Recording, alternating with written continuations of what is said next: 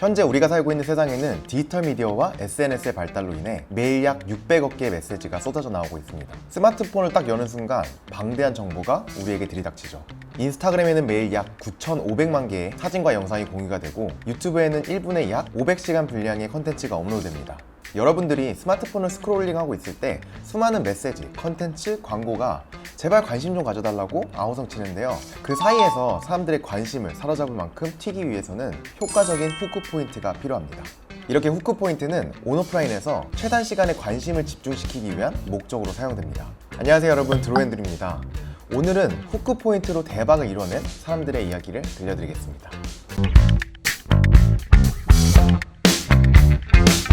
여러분 탐스 슈즈 하나쯤은 갖고 계시지 않나요? 그 약간 헝겊으로 돼가지고 발 이렇게 딱 감싸주는, 예전에 엄청 유행했었는데 블레이크 마이코스키가 처음 탐스 슈즈를 설립했을 때 후크 포인트는 우리도 잘 알다시피 소비자가 신발을 한 켤레 사면 탐스가 빈곤층 아동에게 한 켤레를 기부하는 원포원이었습니다. 마이코스키에게는 이 후크 포인트를 탄탄히 뒷받침해주는 이야기가 있었기 때문인데요. 그는 2006년에 아르헨티나의 작은 마을에 갔을 때 맨발로 돌아다니는 아이들을 봤습니다. 그리고 그들을 돕기 위해 생각해낸 원포원이 후크 포인트가 되어 회사를 급속도로 성장시켰죠.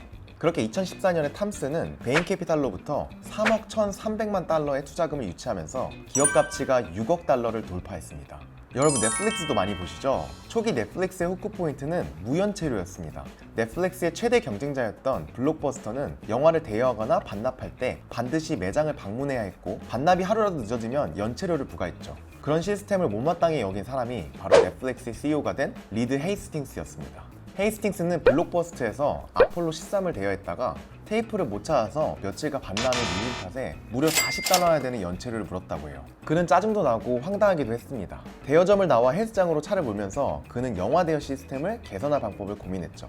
그러다가 문득 이런 아이디어가 떠올랐습니다. 헬스장과 유사한 시스템은 불가능할까?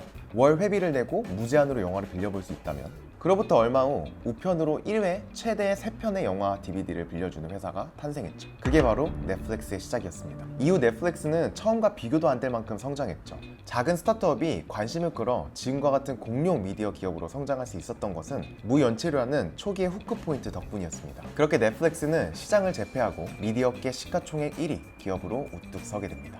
테슬라의 사이버 트럭은 다른 어떤 픽업 트럭, 아니 다른 어떤 차와도 비슷하게 생기지 않았습니다. 사이버 트럭이 공개된 후 여론은 호불호가 확실히 갈렸습니다만 한 가지만큼은 분명했죠. 사이버 트럭이 순식간에 사람들의 관심을 사로잡았다는 것입니다. 픽업 트럭은 거의 100년간 디자인의 변화가 없었고 차주들의 브랜드 충성도가 매우 강했습니다. 테슬라의 CEO 일론 머스크는 업계의 판도를 바꾸려면 기존의 것과 전혀 다른 것이 필요하다고 생각했고, 그래서 지금까지 볼 수 없었던 디자인을 내놓은 거죠.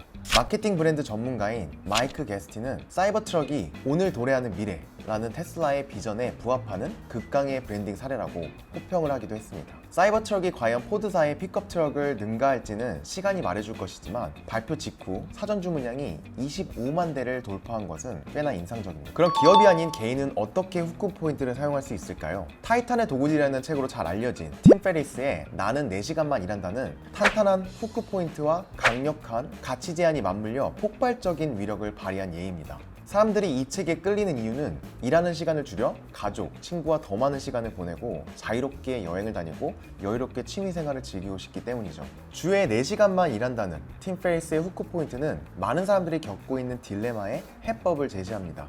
실제로 책을 읽어보면 아시겠지만 그가 소개하는 기법들은 단순히 노동시간을 줄이는 것에만 초점을 맞춰 있지 않습니다. 하지만 그 후크 포인트가 워낙 강력해서 팀 페리스는 정말로 주 4시간만 일하냐는 질문을 끊임없이 받는다고 해요. 그런 질문하는 사람들은 모두 책을 안 읽은 사람이기 때문에 그는 솔직히 좀 짜증난다고 합니다. 그러나 사람들이 팀 페리스의 나머지 이야기에도 관심을 기울이는 이유는 바로 4시간만 일한다는 후크 포인트의 위력 때문입니다.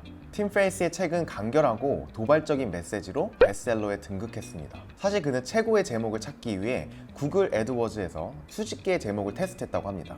나는 4시간만 일한다는 이 제목은 지겹다 인생, 마약 왕처럼 사는 법, 죽어라 일해봤자 말짱 꽝이지, 이런 후보들을 꺾고 나온 제목이죠. 일주일에 4시간만 일한다는 구체적인 메시지가 신선하고 매력적이었습니다. 그리고 왠지 나도 할 수 있을 것 같다는 생각이 들게 했죠. 제가 오늘 소개해드리고 있는 이 후크 포인트는 강력한 브랜드를 만드는 컨텐츠 전략을 담고 있는 책입니다. 저는 유튜버로서 그리고 사업을 하는 사람으로서 이 책을 읽고 주변 유튜버들, 마케터들, 사업가들에게 엄청 추천을 해주기도 했는데요. 이 책을 쓴 저자는 자신의 팀은 후크 포인트를 만들 때 3초 이내에 관심을 끄는 것을 목표로 한다고 합니다. 특히 디지털 플랫폼과 SNS 플랫폼에 사용될 컨텐츠를 만들 때는 더 신경을 쓴다고 해요. 이때 후크 포인트의 목적은 사람들이 어떤 컨텐츠나 기업의 호기심을 느껴 더 자세히 알고 싶게 하는 것인데요. 좀 더 구체적으로 말하자면 후크 포인트는 잠재 고객을 발굴하기 위해, 상품을 성공리에 출시하기 위해, SNS 팔로워를 대거 확보하기 위해, 고소득 일자리의 면접 기회를 잡기 위해, 중요한 미팅에 좋은 성과를 거두기 위해, A급 고객을 유치하기 위해, 그 밖에도 다양한 형태로 커리어를 발전시키기 위해 사용될 수 있다고 합니다. 저는 유튜버 입장에서 책에서 정리해준 후크 포인트를 만드는 프로세스 5단계를 소개해드리겠습니다.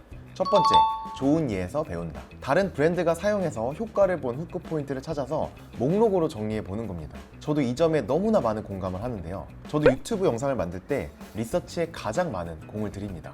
좋은 후크 포인트는 다음과 같은 곳에서 확인할 수 있습니다. 도서명, SNS 콘텐츠, 광고 캠페인, 기사 제목, TV 광고, SNS 광고, 인쇄 광고. 두 번째, 나쁜 예에서 배운다. 효과가 안 좋은 후크 포인트를 찾아서 왜 그런지 나름대로 분석을 해보는 것도 큰 도움이 됩니다. 일반적으로 후크 포인트가 힘을 제대로 못 쓰는 이유는 다음과 같은데요. 장황하다, 헷갈린다, 모호하다, 과용됐다, 타겟층과 상관이 없다, 구식이다, 사람들이 당연히 관심 있을 거라고 가정하에 만들어졌다, 진정성이 없다, 독창성이 없다, 매력이 없다.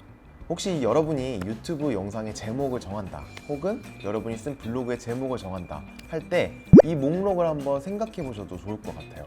세 번째, 나만의 후크 포인트를 만든다. 이제 자기만의 독창적인 후크 포인트를 만들어 볼 차례입니다. 여러분이 유명한 잡지에 특집 기사로 소개된다고 해봅시다. 이때는 당연히 잡지가 출간되자마자 불티나게 팔릴 수 있도록 헤드라인을 써야겠죠. 이 단계에서는 일단 후크 포인트를 최대한 많이 만들어 보는 겁니다. 그리고 추려나가는 것이죠. 그렇게 최고의 후크 포인트 3개를 선정하는 겁니다.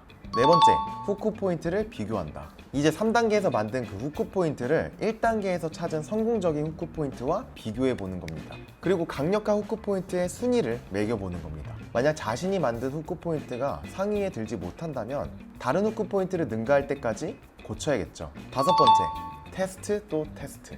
이만하면 합격이다 싶은 후크 포인트 후보군이 나왔다면 이제는 검색 엔진 광고를 통해 후크 포인트를 A/B 테스트를 하는 방법도 있습니다. 저도 유튜브 영상을 올릴 때 썸네일을 여러 개 만들어 놓고 실시간 조회수를 확인하면서 A/B 테스트를 하는데요. 그래서 똑같은 영상인데도 이 썸네일에서 이 썸네일로, 그리고 이 썸네일에서 이 썸네일로 변하게 된 거죠. 단번에 성공하지 못해도 괜찮습니다.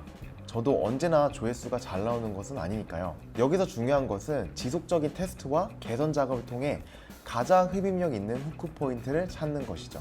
그래서 저도 앞으로 후크 포인트에서 말하는 다양한 방법을 적용해서 저만의 새로운 후크 포인트를 찾아볼 생각입니다. 여러분은 어떤 목적의 후크 포인트가 필요하신가요? 저와 같이 오늘의 추천 도서 후크 포인트를 읽으면서 찾아보면 어떨까요?